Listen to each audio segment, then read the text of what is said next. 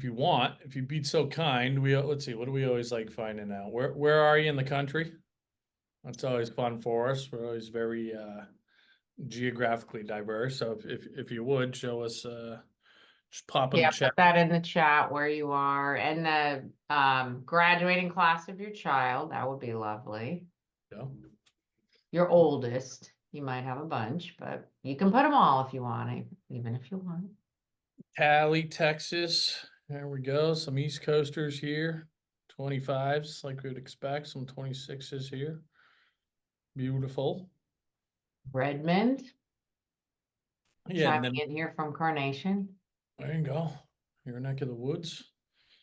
MISSI, SSI, PPI.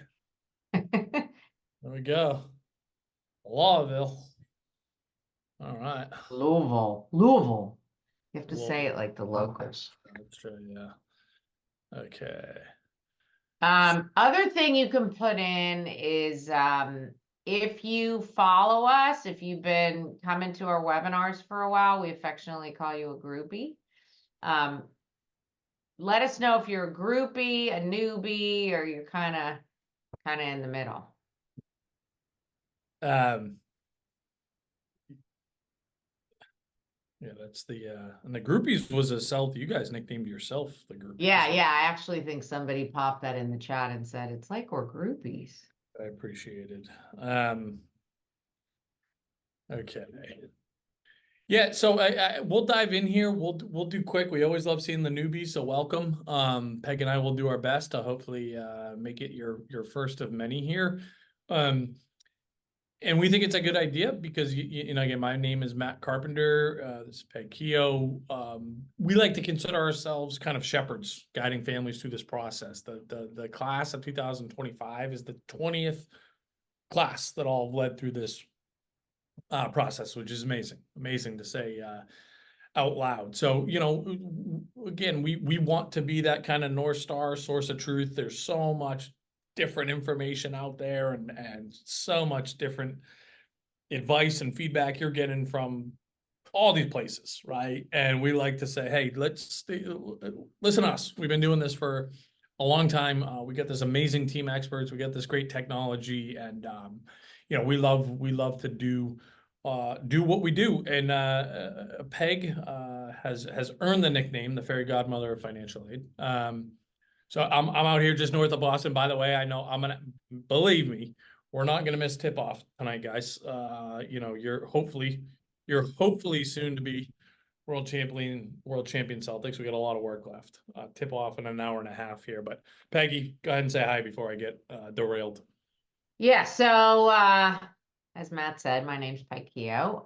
Probably my best credential is that I didn't have had twins. I have twins, a boy and a girl, and I went through this with them a few years ago. Was it yesterday? But I remember it well.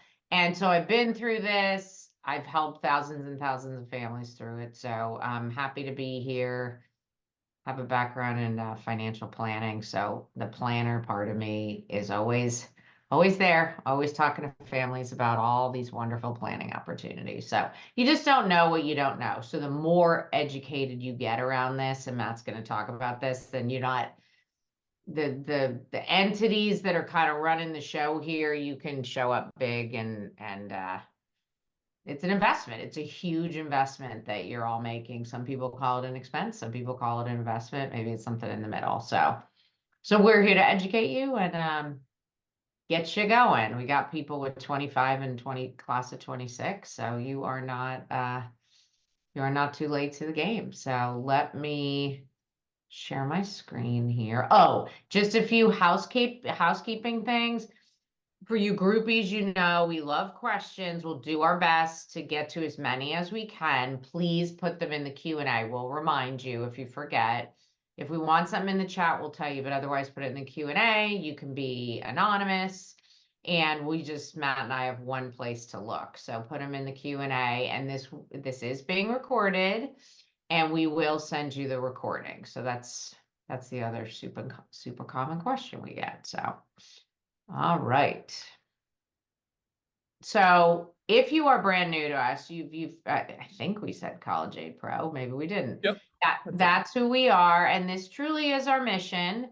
And the thing that, and the student debt crisis by empowering you to shop smarter for college, to guide you through this process that Matt's, gone through all of this 20 years in a row with families. So all the different nuances. So educating you is all part of that. So there we are. Everybody should have received an email. So we can see a lot of you already did this, but if you haven't, we strongly encourage you to set up your free MyCap account. And you see the link right there, and Matt will pop it in the chat. You just click get started for free, answer, create a username and password, answer a few onboarding questions, and you're going to be on your dashboard. And we'll show you that in a few minutes. But as we're talking about all this stuff, you can actually be looking at your situation on the side.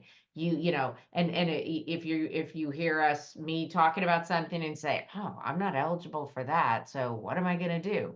We're going to answer a lot of those questions, and it'll be more powerful for you if you're not just thinking, oh, how does this apply to me? You're going to actually see how it applies to you as we're talking. So get that set up if you haven't, and the people that have, hopefully you've got it open on your phone or somewhere. So you Yeah, can it's like it's like starting this process on second or third base, guys, right? It's going to immediately answer the big questions that you need to start this specifically from a financial standpoint. Am I eligible for financial aid? Yes or no? Don't go with your intuition on that, right? I can't tell you how many times people have missed on both sides. What are colleges actually going to cost me? Am I going to get scholarships? How much? At which colleges, right? That's what we're going to immediately tell you again. So pop that in there if you haven't already, or set up your account now because you'll get more out of tonight. All right, Peggy, let's dive in here.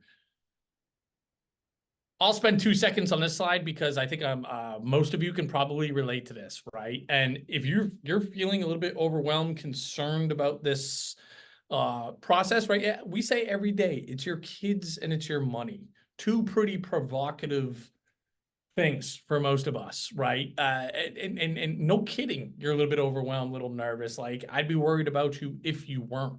And these are a lot of the big questions I think that some of you are asking. Well, hey, we're two household families. What should we be thinking about? I heard you can negotiate for more money. What does that look like? Who's going to give my kid the best deal, right? Am I the only one that's going to pay full sticker price, right? Can we afford it? How are we going to pull this off without, while still getting to retire someday, and without, having our kids have this overwhelming amount of debt to start their independent lives, right? As 22-year-olds. So again, this is almost in some ways to hopefully feel like you're not alone here, right? If some of those things are striking a chord, you're in good company. And you can go to the next slide, Peggy, because and the point of this is, number one, I find it somewhat fascinating, but I also find this gets me actually angry. Like, every time that the deeper I dive into this, the more that I learn. I get the point of this, right? And I'm going to walk you through it in a second here. You should be pissed about this, right? You should feel a little outrage, because I want you to tap into that. And I want you to take that response and take action, because that's how we're going to have positive outcomes here, right? And here's what I mean specifically, right? Why is college so expensive, right? Is a bubble going to burst, right? How the hell can we have almost $2 trillion in student loan debt? It obviously does not work good for the students, for the parents, for the consumers that are investing in this product, essentially, right? So who wins? You're looking at the three winners here, right? I'll start at the top, the colleges themselves. Who's it good for college to be expensive? Of course, the colleges themselves, right? NYU will be $99,000 a year next year.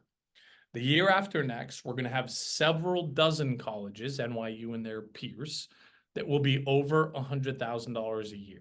Okay. Now look at some of what we pay for, we are happy to pay for.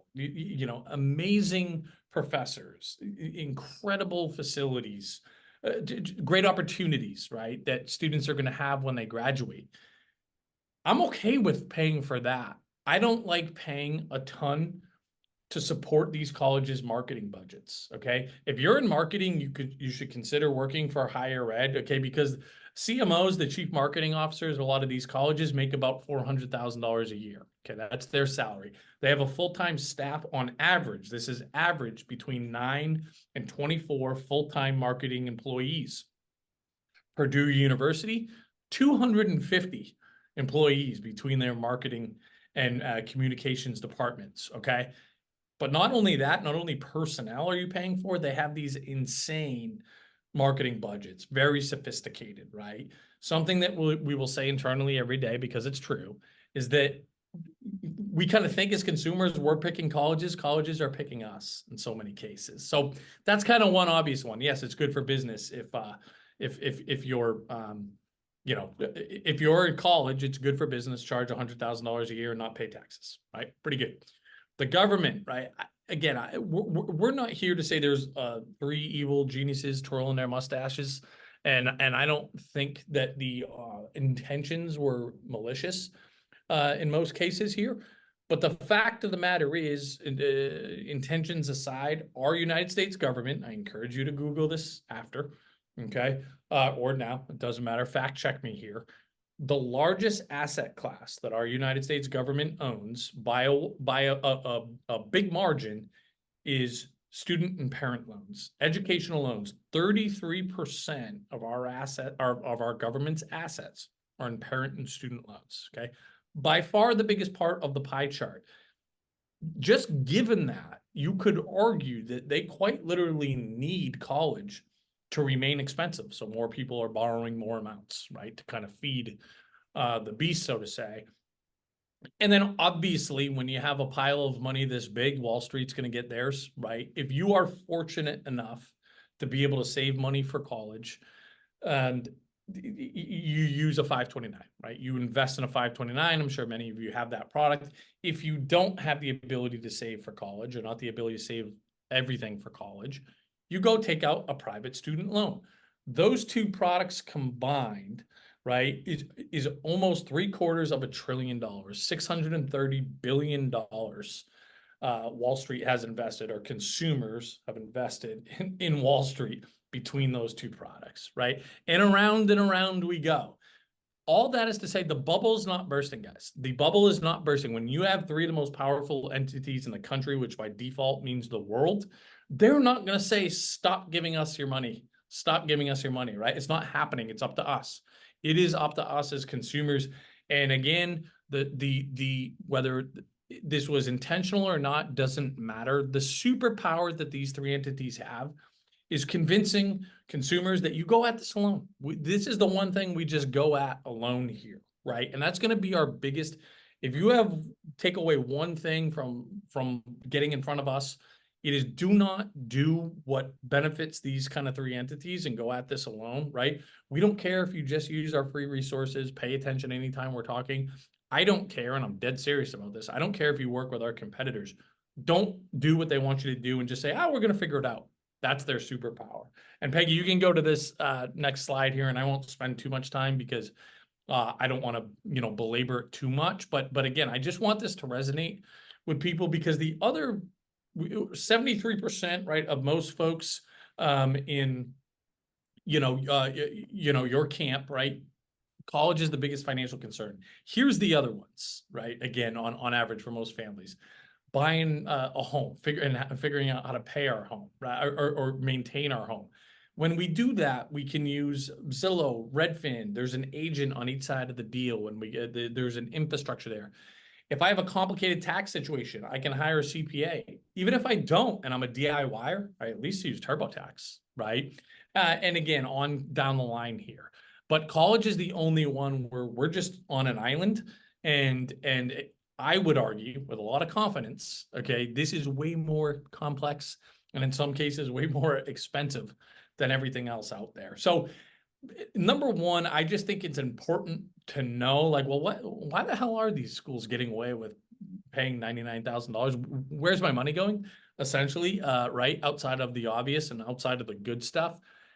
And I just want to activate people so that no matter what, we're not just saying, I'm not going to pay attention until I absolutely have to, and I'm going to figure it out. somehow my brother-in-law figured it out and my idiot neighbor did it. No, they didn't, right? But that's not something that they share. So, all right, Peggy, I'll get off my soapbox for the moment, and you can. Yeah, but what Matt's saying, it's super valid. So you can go through this process as an informed consumer and create choices for your child by strategically looking at things from the beginning before your child has their list built. So I know we have rising senior and rising junior parents. Now's the time to understand this. And like I like to say, cast a wide net when you're building a school list, so that you are in a position to do different things down the road with the colleges to make this affordable. And we're gonna touch on some of that. But the first thing we want to talk about is how this all works, because it's hard to play in this arena if you have no idea how it works. And to Matt's point, and I've used this term through the years, that fit, and why I started my own business years ago, is that I noticed that friends and family, they're drifting through this process, like kind of not really getting it. And just like Matt said, either saying, well, we'll make it work, we'll figure it out later. So understanding it is huge. And this is a big takeaway from tonight. And we're going to show you example after example of this. All these colleges, it's funny because Matt's talking about how they're hitting 99,000, they're going to be six figures.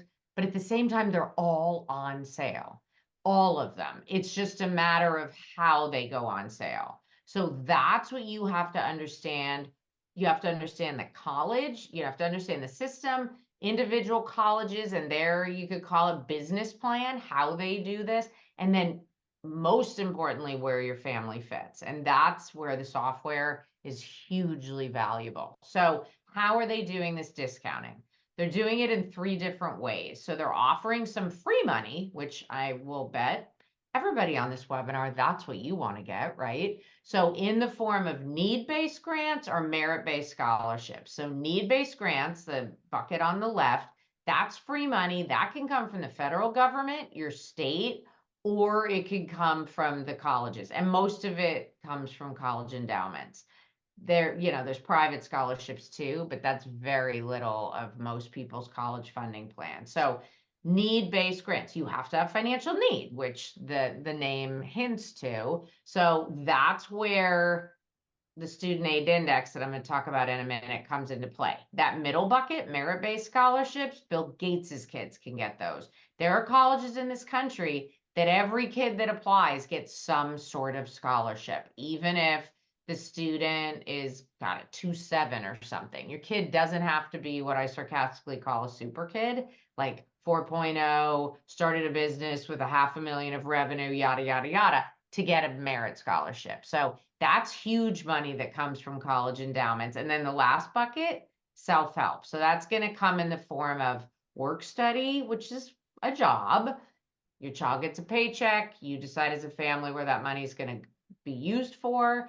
And then loans. Of course, loans need to be paid back, and work is work. You got to work for it. It's not bad. Those are part of a lot of people's college funding strategies, but the loan part just has to be a reasonable, prudent amount of debt. Okay.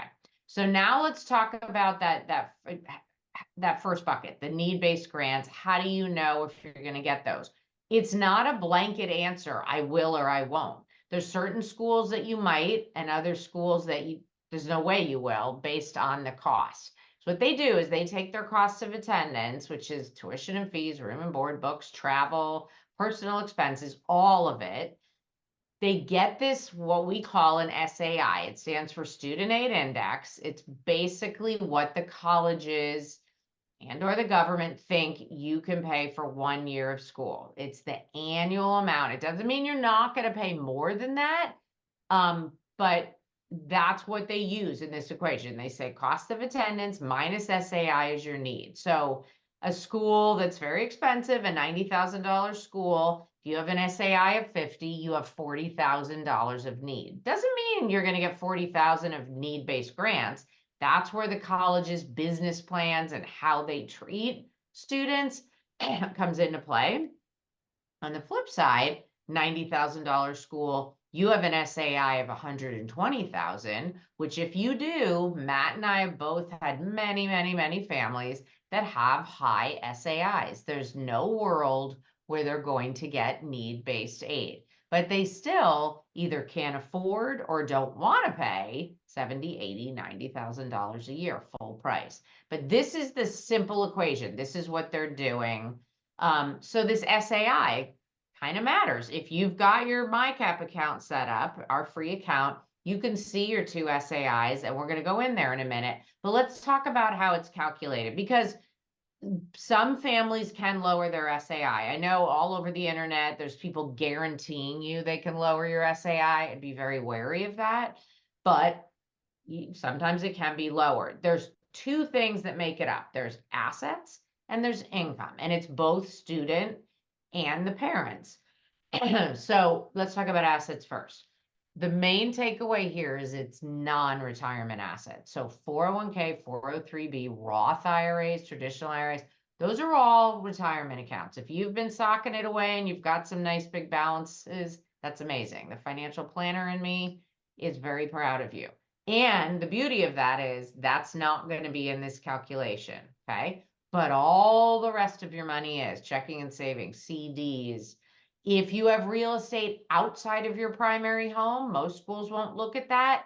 We're going to talk about it. There are some schools that look at the equity in the home you live in, but everybody's going to look at a cabin in the woods that you have, or a rental property that's in your name that's not a bit, even if it is a business. They're going to, all of that stuff is on the table, okay? Now, the common questions we get around assets, and they're good ones, is, well, what about, Matt referenced this earlier, if you have a 529, a college savings account, or a prepaid tuition plan, or a Coverdale IRA, if none of those words mean anything to you, don't worry about it. You don't have those. But if you do, the owner of the account is whose asset it is. So typically, either a parent or a grandparent or uncle is the owner. So if the parent is the owner, it's an asset of the parent, not the child. It is considered a non-retirement asset, but very important that it's an asset of the parents. That's because that's assessed at a little shy of 6%, whereas kids' assets are assessed at 20 or 25%, much higher. So that's a costly mistake that many people make.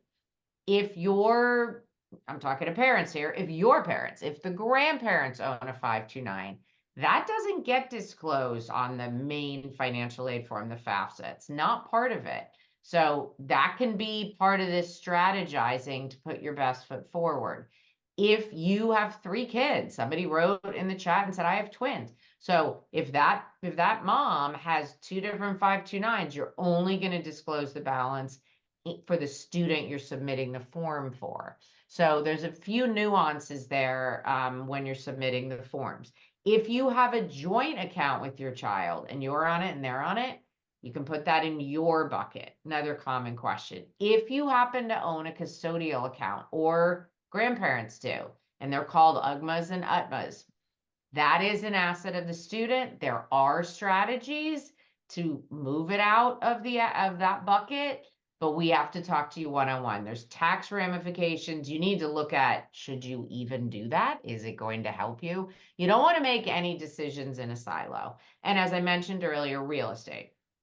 We're going to get into this in a little more depth. We're going to talk about the 2 financial aid forms and get into that. Matt's going to show you some examples. But as I said earlier, any secondary real estate that's not your primary home, the equity in that is on the table. Your primary home for some schools is. Big takeaway here is you don't want to overvalue your real estate. You don't want to lie, but you don't want to overvalue it. You've got to find the lowest market value, like you had to sell it yesterday sort of value, and then you can take off 10-20%, because we all know you don't realize all that money when you sell. Yeah, sorry, just to pause there for a second, Peggy, because we got a decent amount of questions around real estate and the primary residence. I'll spend some time, as a matter of fact, after this slide, going over some examples, but not every college considers your primary residence, right? The equity in there, fair game, right? Some of them, matter of fact, it's a mistake a lot of people make on the FAFSAs, including their home. Most don't. Yeah, most don't. But a lot of the more popular name brand type schools do, and then to varying degrees, right? And again, we'll look at some specifics, but it matters, right? It matters. If a school does look at your home equity, on average, they're looking at about 6% of that. So if we have, 300,000 home equity, they're expecting almost 20 grand a year to come to them. So it does very much matter at those schools. And again, I'll drill down on that a little bit further in a second. All right, now let's look at the second bucket, which actually plays a bigger part. It's the biggest driver, parental income by far, because, as I said, if parent assets are a little shy of 6%, it's like the tax charts here in the top part of your income, a lion's share of your income is assessed almost at 50%. It's crazy. So let's talk about this. So and I didn't say this on the other slide, and I should have. Assets are actually real-time value. If you were really dialed in and you could see your portfolio the day you're hitting submit, you could literally look it up and say, oh, the market closed down. Boom, that's the value. Income is the flip side. It's a 2-year look back. So all of you class of 2025 parents, when you are looking at these forms in a few months, it's going to be all about 2023. Okay. The easiest way to remember is subtract 2 off the year that your child is going to college. 2026, you are in that tax year. So it's important to understand, don't want to do things to elevate your income. If you get a raise, if you get a bonus, of course that's good and you're going to grab it and run. But capital gains, taking distributions, you don't need to, things like that. It's mostly coming off of your adjusted gross income. There's a few other pieces, but that's the biggest driver. For students, it's part of it, but as you can see on the slide here, for the federal calculation, kids can make over $9,400. So most kids do not, so it's pretty much of a wash. The other group of schools where they look at home equity, they don't have this allowance, right? The students have skin in the game in their mind across the board. So, but this, for the federal, they don't. It's kind of not a piece of it, but this prior year is really important. I know we're going to get questions, so I'm just going to address it. If your situation is different, like if you're already thinking, wow, I lost my job the end of last year, I made a lot of money in 2023, and that's what has to go on the form. Yes, it is, but you will be able to appeal. And we're going to touch on that for like 2 minutes, because that's a whole webinar in and of itself, but I just want to relieve any anxiety around that. Sometimes people get separated. Life happens. So don't worry about that. That ever since they put in prior year, which was back when Obama was president, that's been going on. So that's just part of the mix here. So if you are looking at your account and you're seeing high SAIs, like I referenced, you're probably thinking, all right, well, thanks, Peg. The need-based aid is probably off the table. I get it. So Matt's going to now talk about the merit-based aid that I, introduced the merit scholarships earlier. Yeah, and look, just by the nature of some of the zip codes that you all shared where you are in the country, and just by the number of folks that are on here, a percentage of you, and again, I know most of you have already confirmed or denied this, you're not going to be eligible for traditional need-based financial aid outside of a small amount that everybody's entitled to, so long as you complete the FAFSA. So make sure that you do that, because like Peg said, doesn't matter if you're a billionaire. But guess what? That doesn't mean we can start paying $99,000 a year times 4 years times 3 kids. Or maybe we can, but we certainly don't want to. So where are my discounts? So they're going to come, from the admissions office, right? That's going to be our biggest bucket where we can reduce these sticker prices. So obviously the name of the game is, well, who's going to give my kid a scholarship? And by the way, and Peg said this earlier, we're not just talking to the valedictorians here, right? There are plenty of average and below average students that certain colleges would love to have them and are willing to give them a financial incentive, a discount to go there, right? So that's the marriage that's the marriage we're looking for. And I'll show you how we do that, our process, in a second here. But another great part about merit-based aid is it's for all 4 years, whereas need-based financial aid, we have to reapply every single year.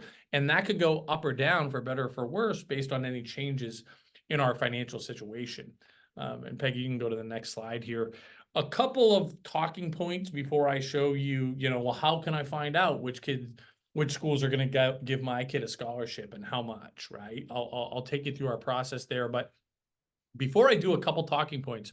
The second bullet here, I'm especially talking to you families that are like, hey, we've already confirmed we're not getting need-based financial aid, so there's no point in us doing our financial aid applications. Don't do that. Don't make that mistake, okay? There are still plenty of colleges that if you want to be considered for scholarships, you have to go through the formality of applying for aid, okay? All types of aid. So NYU is always a great example because they are always one of the most popular schools in terms of applications received. They do give merit, but they will not consider you for merit unless you've completed both the FAFSA and the CSS profile, okay? Oftentimes people are not aware that not every college gives scholarships, right? And now there's about 100 schools in the country. Scholarships don't exist. There's not one Ivy League school that gives scholarships, right?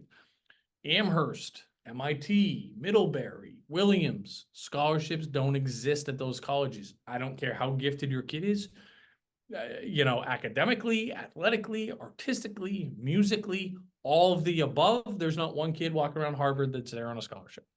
Right. So as we're building this list of schools, we got to be aware, well, which ones on our list are scholarships not even a possibility. Right. So again, it's about that education. Right. The last bullet here, we got to apply to competing colleges. Okay.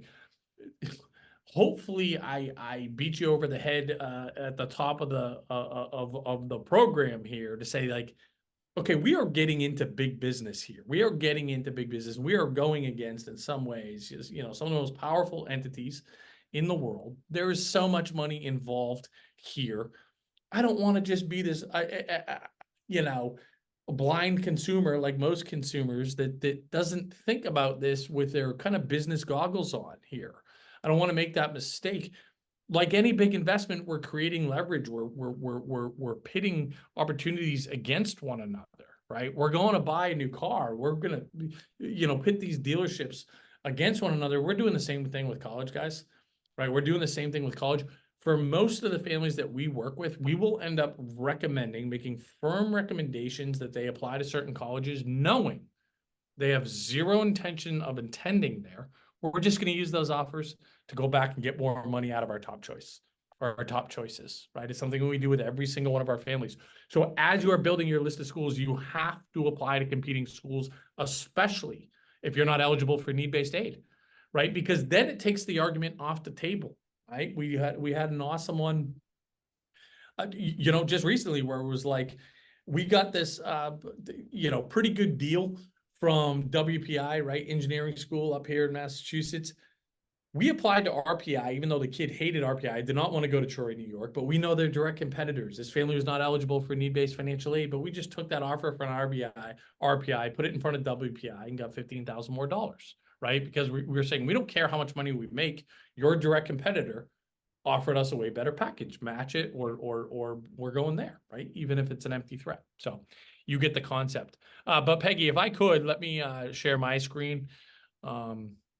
So, again, awesome to see most of you, and Peg will put the link in the chat again, have already created your accounts. If you, again, guys, it's about take action, start the process on second base. We're gifting this to you, right? Take advantage of it. Know exactly what your SAI is going to be, okay? Be as early as possible. This is an instant net price calculator that happens to be unbelievably accurate at every college in the country. If you want to know what any school is going to, matter of fact, let's just kind of look at this really quick. Throw out a school in the chat. What's your alma mater? What's your kid's top choice? What's the school you're going to tour this summer? Just throw out a couple colleges in the chat. Okay, I saw Vanderbilt, right? Vanderbilt is one that's interesting for obviously amazing school here, but a couple of things that I'll talk about with Vanderbilt. Where do we go? Okay, down there. Nashville, right? Look at this, $94,000 they're going to be next year for this family, okay? And this is not an anomaly. They're going to pay $18,000, $19,000. This is a family, a two-household family, okay? Divorced, parents are divorced, both about middle income ish. They're each homeowners, okay? know what's amazing about Vanderbilt? Most private colleges, most of Vanderbilt's competitors, right? They're going to look at home equity to varying degrees. If you're divorced or separated, unlike the public schools, they're going to look at both households. They're going to add them together in some capacity. Guess what? Vanderbilt doesn't. Okay, they only look at one household for divorced or separated families, which is very rare. But again, that's all baked into the platform. That's all baked into the algorithm. Okay. Let me just I'll pop another one in here. So okay. Okay, let's look at one in the middle of the country here. What did it oh, it's Baylor. Okay, there's Baylor, not the middle of the country, down south.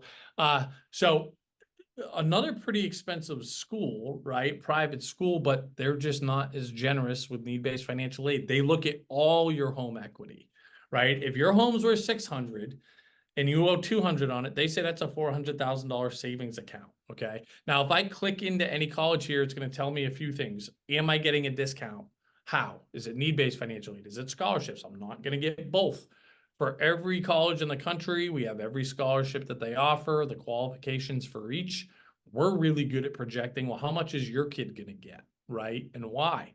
And then you can just go search based on that, right? On our school search page here, you can go, hey, look I know my kid wants to be pretty close to home, within 500 miles, within a drive, even a long drive. They're more comfortable at smaller schools, and they're thinking about majoring in bio if they have any idea. And I can put in any number of filters, and then I can just go search. And let's say, especially if you're a family that, we've told you you're not getting need-based financial aid, you can just go search, rank order those filters based on who's going to give you the most in scholarships.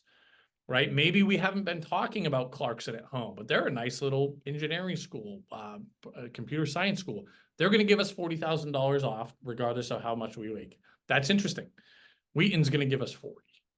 Let's see, Hobart and William Smith, beautiful little private college in upstate New York. They're going to give us 38,000, regardless of our income. So it's an incredibly powerful way to search for schools with affordability in mind, so you're not paying full sticker price. If you are eligible for financial aid, we can rank order just based on this, right? Well, shit, nobody gets it into MIT. It's impossible, okay? But guess what? Here's some other schools that are great with financial aid that maybe are a little bit more palpable, realistic from an admissions standpoint. So again, use the tools, right? Use the tools, right? Use the TurboTax of college planning here. It is at your disposal, and we just again want to make sure that you are armed with this, so you're not flying blind. Yep. This allows you not to drift and literally build a list with financial fit in mind, whereas most people address this and they're really dialed in around the academic and personal fit, and the financial is an afterthought. And it's just a very, very expensive afterthought that can be filled with a lot of anxiety. Okay, so let's get into the nitty gritty. All you class of 2025 parents, it's coming up. We're in June. So fingers crossed, the FAFSA, which I'm going to talk about in a minute, the main federal form should go live October 1. And then there's a second form, the CSS profile. So almost every school in the country requires the FAFSA. That stands for Free Application for Federal Student Aid. You probably, if you're on podcasts, if you're whatever social media you're on, if you read the newspaper like I do, old school, you saw a lot of stuff about FAFSA this year because it was completely revamped and it went live, and the government, I'm being charitable, did a bad job. Okay. So they're still fixing it. But fingers crossed, it will be smoother, maybe not perfect, but smoother. So, and Matt already mentioned, everybody should be submitting the FAFSA, and almost every family. If the college requires the CSS profile, it's another financial aid form, you should be submitting it. You might be leaving money on the table in the form of merit aid. That's just one of many reasons to submit these forms. Just like everything, when they're in school, even in high school, deadlines matter. Deadlines really matter in financial aid. If you miss a deadline, that could mean you're in the second bucket, and maybe you were going to be awarded 15,000 in grants and now you're getting 5. Very punitive. So yeah, when I went through this with my kids, they were kind of on the ball, but it was my money, right? So I paid attention to this stuff. I made sure they were dialed in and things were getting done on time. And I owned, part of the financial piece parents tend to own, right? Getting these forms in and stuff.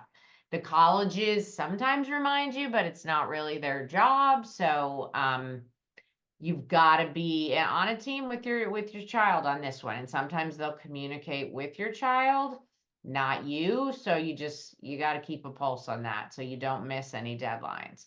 So as I just mentioned, the FAFSA, um it goes live October 1, fingers crossed that will happen. As I said, it's going to be everything's going to be about 2023 for the income side of it. A big thing to understand if you are a divorced or separated family is with the FAFSA, only one biological parent is submitting this form. If you're remarried, it's going to include your new spouse's information. If you're not remarried, it's just you. And the parent that's submitting the FAFSA is called the custodial parent. And the definition of the custodial parent, which is new as of last year, is the parent that provides the most financial support. And it's basically, it's based on a year look back. So if you're submitting the FAFSA, say you have a November 1st deadline. So you're submitting it, I always say submit it a few days before in case something weird happens, life happens. It's October 27th, you're submitting it. It's a year look back from then. So that is a huge planning opportunity for a lot of families. If you can make this happen and biological parents kind of get along and decide which parent is the best parent, and you're almost 50-50 in financial support, just have the parent that is better parent to submit with maybe lower income, lower assets to be that custodial parent. Might require a little planning. It's June. You have time to think about that.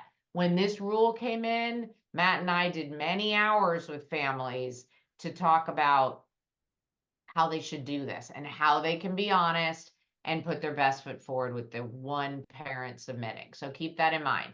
The one thing you can do before the FAFSA goes live is get your FSA ID. Stands for Federal Student Aid ID. So if the URL's right there, but if you just Google create FSA ID, make sure you're on a studentaid.gov site, because you're going to be putting in your date of birth, your social security number, create a username and password, security questions. Keep that information because you're going to be doing the FAFSA every year your child is in college. So you're going to need it to log in. Your child needs it and you need it. If you're married filing jointly, one of you needs to do it. If you're divorced or separated, that custodial parent is the parent that's going to get that. The other parent isn't involved, does not submit any information on the FAFSA. If there's other nuances, if you're married filing separately, you both need to get it. I'm not going to get into all of that, but that hits most people's situations. But you can do that this summer. Basically Social Security Administration is checking to make sure you are who you are. And when people wait till the last minute, it gets delayed and then they're stressed and there's a deadline coming to submit the form. That is so not necessary. So just go ahead and take care of that this summer when things are a little bit more chill in your household. Okay. I mentioned this a couple times, the FAFSA changing, and I answered a question about this already. Sorry, Peggy. Yeah. Doing dirty work a little bit here, buddy. I know you like policing folks, but guys, please put all the questions in the Q&A. That's where we're monitoring. We said that at the very beginning. I'm sure some people weren't here. Yeah, just paste it, just If you copy and could just paste make it any over. questions in the chat, put them in the Q&A, because get a bunch of great questions that everybody will benefit from. Okay, great. Yeah, I already answered a question around if having money, grandparent money is going to hurt the student. And that's one of the changes they made. On the FAFSA, grandparents can pull out contributions and help the child, and it's no longer going to be detrimental to a package. So that's huge. But there were some changes. The first one I just talked about, the 2 household families, still a great planning opportunity because the government didn't say whoever has the higher adjusted gross income is the parent. that it has to submit. They could have. That's the second tier, which to me you should never get to. Because if you are 50-50, don't be 50-50, basically. Spend 50 more bucks on the soccer. You're being honest, you submit the form. Multiple kids in college. This is a huge one. Used to be when you had two in school, like my reality the whole time, that your SAI, back then it had a different name, but your SAI would go down by almost 50%, which makes sense. If you have a certain amount of income and assets, doesn't magically double because you have two in college.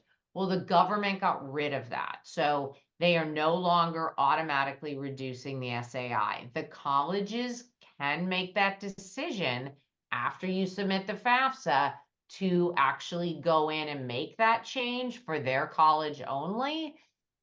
We are not, this year's just been such a mess that the colleges can't even get into the system to make changes. So it's kind of even hard for Matt and I to say, in general, we've seen colleges do this and this percent because it's just been a total, you know what show, like total. So the college, I would allow you to say it, Peggy. I know there's folks you all over. already said it once. You already said it once. Right. So just keep that in mind. It can be a discussion with the colleges, but there are some schools that don't follow the federal methodology, and that's another one of those planning opportunities. And we have that built in to our software.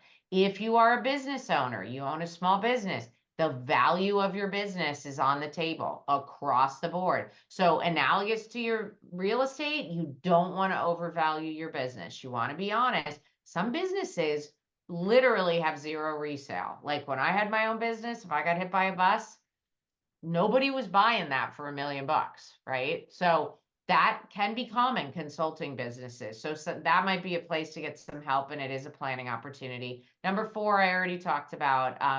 You're only going to share the balance in your one child that's going to college, 529 on the FAFSA, not 200,000 for all 3 kids, just the 70,000 for the one child. And every little bit's going to make a difference. And then also, if you are saving the traditional way, it comes right out of your paycheck, goes into your 401k, 403b through your employer. You don't pay federal income tax on that. So your AGI is going down, adjusted gross income, which is great. They used to add that back. So it really stung. And the FAFSA schools that follow what we call the federal methodology no longer do that. So if you're married and you're each putting in 20,000, that's 40,000 of adjusted gross income you're pulling off the plate for the colleges to assess when they calculate your SAI, which is huge, and you're not penalized. So that's a win. That's a massive, massive win. So last but not least, the CSS profile. So as Matt said earlier, there's not a lot of schools, a little bit between 200 and 250. But what happens is I would be shocked if most of your kids don't have at least 1 or 2 of these schools on their list. They tend to be the more visible, highly ranked colleges. I don't like the rankings. You really need to look where your child's going to thrive. The ranking doesn't really affect that, to be very, very honest. But you need to understand this form and how it's different from the FAFSA. The big one, and Matt brought this up and explained it very nicely, home equity. There's a range of how the CSS profile schools look at home equity, all the way from none, like a Vanderbilt, to all of it, which is crazy. You should be appealing that because you can't access all your equity, but it can really, really move the needle. So keep that in mind. If you're somebody that's sitting on 800 million bucks in equity, that's going to be something you want to pay attention to. If you're divorced or separated, the one parent is only involved. That's mostly not happening. Very, very few schools are like Vanderbilt, where they take a divorced family and they say, we're only looking at one parent. Most of them look at both. And what you're doing is the custodial parent that you decide on through the FAFSA definition, the federal definition, you're submitting the CSS with your child.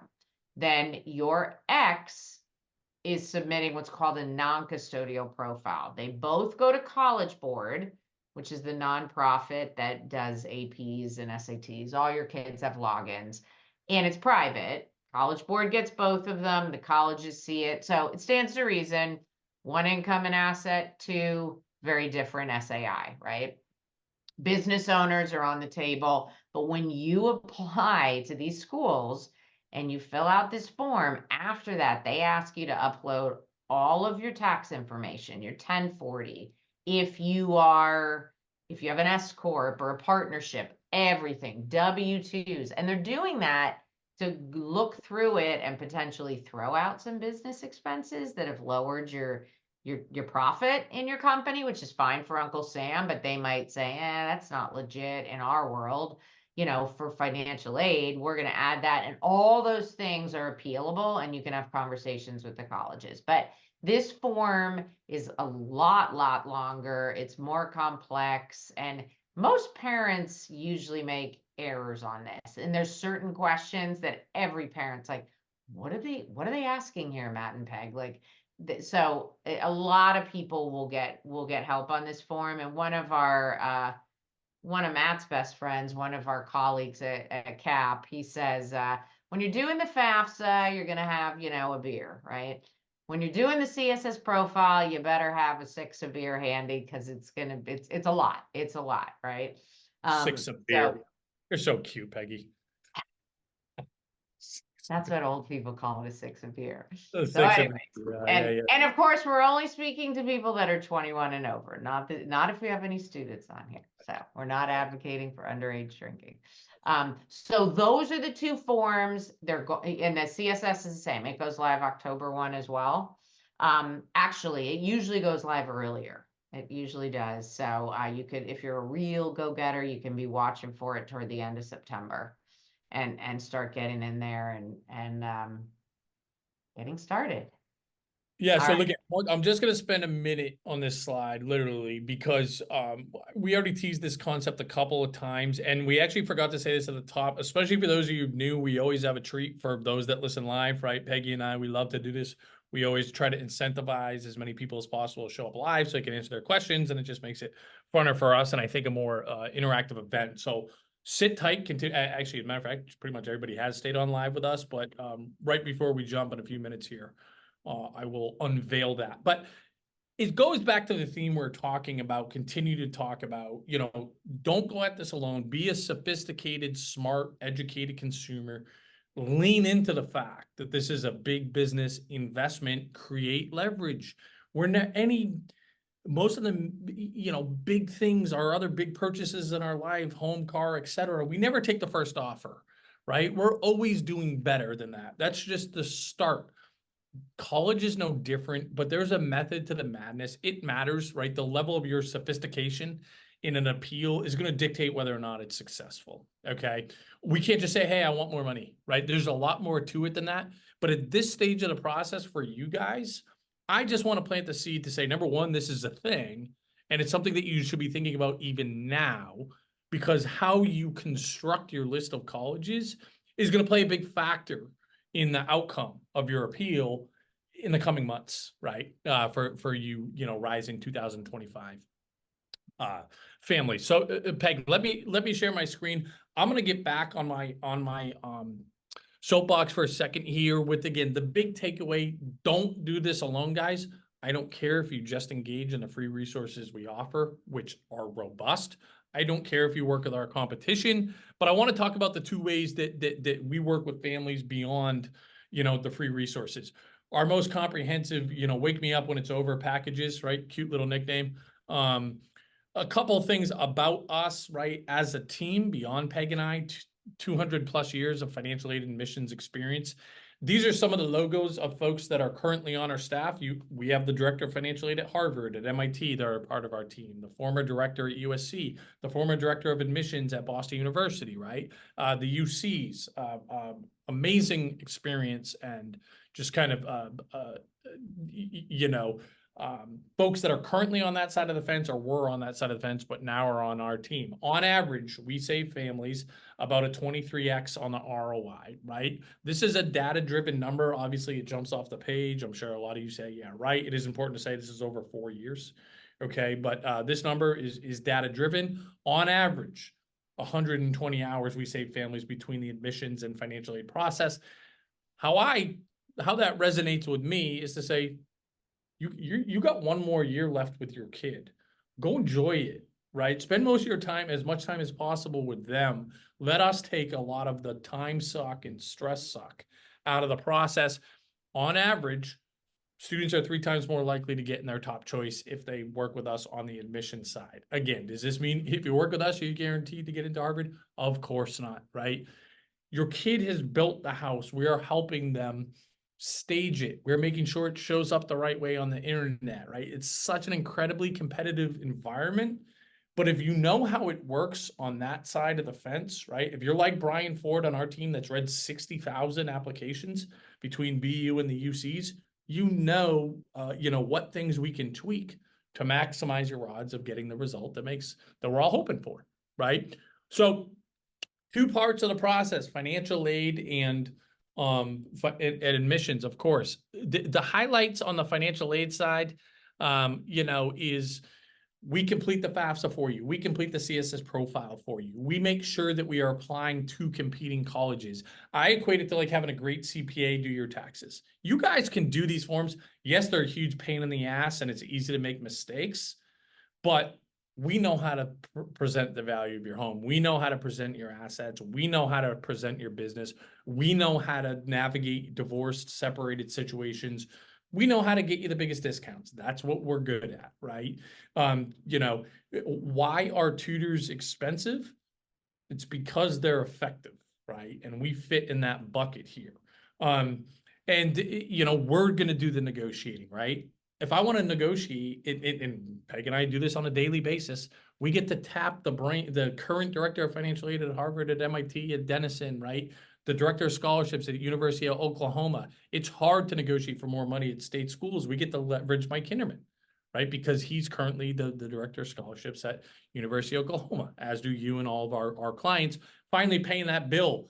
We're going to have to borrow money. How do we get the best loan? Should we use grandparents' money first or the UTMA? Let us make sure that you get that right. On the admission side, the essay is more important than it has ever been, especially since these Supreme Court rulings last year, right? You guys are just the second class to go through this since these Supreme Court rulings. One of the biggest kind of downstream impacts of this, the essay is more important than ever. You have to nail this. This is what our essay experts do. They read them on that side of the fence, and then they read them for our families, right? For the families that work with us. We got to nail the Common App. We got to nail the supplements. And arguably, I always think one of the best parts about having our expertise on the admission side, you don't have to be the one. I know plenty of your kids, I'm sure, are dialed in and all over this, but there's some of them that's like, you're going to have to be the one saying, did you start your essay? You're on track? When's it due? Let us do that, right? Let a third party handle that and manage that process for you. So here's what I'm making the firm recommendation of, and it's tonight only, right? It'll expire at 11:59 Pacific time tonight, okay? Take advantage of this combo package that we offer that's admissions and financial aid combined. In most cases, you're going to have 2 experts, one just for admissions, one just for financial aid, or you can work with JP Schmidt, former director at USC, that does admissions and financial aid, right? And otherwise, again, you'll have 2 different folks that are handling. Or Dan Bizig too. Yeah. That's right. That are handling the admission side with the students and the financial aid side for the kids. Now, another thing, I'm asking you to make a big leap tonight, right? I'm asking you to make a big leap here tonight. And for some of you, you just met us, but you can kind of get out of this if you have buyer's remorse after, or you didn't get to talk to your spouse yet, or you haven't talked to your ex yet. Take advantage of the 20% off tonight, buy it tonight. And if you want to talk to me or one of the experts on our team tomorrow or the rest of this week, and then you find out, you know what, we made a rash decision there, we want to walk it back, no questions asked, we'll give you a full refund right away. The reason why we only do these discounts live is because it's when people are ready to take action, and I want to take advantage of that. Okay, I want you guys to take action if you kind of any of this stuff you heard tonight resonated with you. And then I want to have you have the opportunity to walk it back. 2 more things that are really important. Some of our rosters are filling up. Some of our experts are already done with the class 2025. They can't work with anybody else. Our rosters will fill up. We close every single year. We have for the last 8 years in a row or something like that. This year would be no different. Our classes fill up. There's only so many folks that we can work with on a one-on-one basis. We're always trying to scale out our team, but I don't think we'll get there this year. And we go up in prices July 1st. So in addition to getting this 20% discount tonight, right? And you can do it, and Peg, you can share this link too. You can do it right through the proposal here, and you can either pay in monthly installments or, a one-time deal. The monthly installments have a small finance charge in each of those, but you use the coupon code, Wake Me 20, right? Use the coupon Wake Me 20 when you check out, and whether it's an installment plan or the one-time deal, you get whatever, $1,300 off, right? So it's meaningful. And to have the admissions and financial aid help for this price, even at $64.99, is incredibly competitive. Of course, it's a ton of money, right? But that's because you're going to get this very tangible return on the investment. And again, don't go at this alone. Why do we cost a lot of money? Because we're very effective, right? Nobody's been doing this. Nobody has as good a team or as good a technology as we do. We are the top of the food chain, right? Our competitors in the space, the vast majority of them leverage our technology. So easy for me to say, don't overthink this one. You will thank yourself. We'll grab the wheel starting tonight, right? You will hear from our team tomorrow. We'll start your onboarding tomorrow and get to work. As Peggy, you know this as well as anyone. I don't want to say you're behind if you're class 2025, but you have to start taking action now. Like I promise you, especially on the admission side, you're going to hear from our experts this week, and they're going to have that. It's game time, right? It's on, and that's an advantage. It should be, right? That's how. Yeah, and somebody's saying, yes, there's a discount if you have a 25 or 26 student. We work with you until you're literally waving goodbye at the dorm. So it's not like, oh, after a year you have to re-up or something. And actually at 26, they can talk about what classes are you taking, get into all of that and do it in not leisurely, but it doesn't have to be as much of a crunch time. So hopefully Tracy, I'm just going to answer that one live for you. Yeah, no. Now look, some of you said you heard that value prop that I just gave you, which again, obviously look at we're a business, guys, right? We want to make money, but I believe so wholeheartedly this is going to maximize your odds of having the best end result. Hopefully that comes through here, right? Trust your instincts, based on what you're feeling from Peg and myself, because I'm just incredibly genuine that look at, I've seen 20 of these cycles. So I know how they end when people hire us or don't hire us, right? And there's a reason why we've been around as long as we have, and we get the feedback and the love that we do. Is because we're good at this, right? And you have a competitive advantage when we are a part of your family here. But some of you heard this and just said, I'm not doing that. I would never do that, especially with, just kind of meeting these people, whatever. Or I'm a DIYer. I'm all over this. Like, I'm all over this. I like this. I'm learning it. And that's just my nature. I would never hire a contractor to do tile in my bathroom. I learned how to do it, and I do it myself. No problem. We got you covered too. Okay. And in this landing page here, sign up to be a member of our club, like we call it here. This gives you premium access to our software, right? There's the free version. The version that I showed you is, if you find it on the internet, $149. But through this link here, you can get on there, get the premium version for $25 a month. And then after that, it's $9.99. In addition to just the software, there's a whole bunch else there that you'll kind of see in the link. But if you just said, hey, look at guys, I get it. I'm sure you guys are good at what you do. There's no way that I'm paying $5,000 to have you take over. I'm just going to take my chances, right? That's what most people do. I'm going to be the one that beats the system here. I'm going to figure it out. Okay. Again, don't do that. At least let us give you the tools. Let us give you the TurboTax as you navigate this. It's a $25 risk or whatever. And there's a whole bunch else that you guys can do a deep dive on. But if you looked at this and said, I'm just never doing that, do this. Okay. Do this. Don't overthink it. And again, this one, I know it's a scary sticker price. You're going to see the return on this investment many, many times over. On average, 23 times over, right? That's what we do on average. And we put us to that test. Please put us to that test. So yeah, and a couple people have said, hey, we're already working with a professional on the admission side. Absolutely. We have a financial only package.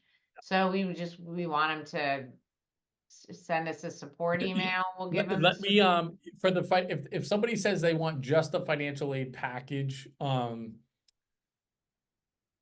what they can do is, yeah, send it an email to support@collegeapro.com and we'll get them set up individually. And that's, by the way, guys, that's $3,000, $29.99 exactly, minus the 20%. And we'll have to make you a unique coupon code tomorrow. But we'll honor the discount We will do that. emails We'll honor the tomorrow. So discount. just say that you're on the webinar with us, and there's two different people that were asking that. So Yeah. Yeah. If you're already working with an admissions counselor, we'll just complement that, right? And with our financial aid only piece. Yeah, no, no, same discounts are discount. the same no matter what parent. We already got that one. And then the sibling discount. That was the last question here, Matt. Yeah, so for twins, it's gonna be, if you do the combo package, we will get a deeper discount. If you're a twin, if you want to get it for twins, right, buy it for the one tonight, and then we'll have a unique discount for your other twin that will get sorted out with you tomorrow. There'll be a deep discount, right, for the second one. But for tonight, you can just lock that in, right? And then we'll get you set up with a second one tomorrow. Younger siblings, a couple years behind, will essentially start anew. We don't discount for that, right? For the younger siblings, but for twins, right? Multiples in the same year, we do discount significantly. Yeah. So let's see the DIY, the link here. I will grab. I know I'm sharing my screen, but I will grab this and put it in the chat. And this is something, again, too, you'll just find. You can't find this anywhere else. It won't be on the website. It'll charge you $149 if you try to buy it off our website. This is just for our kind of special club here with the folks that show up live.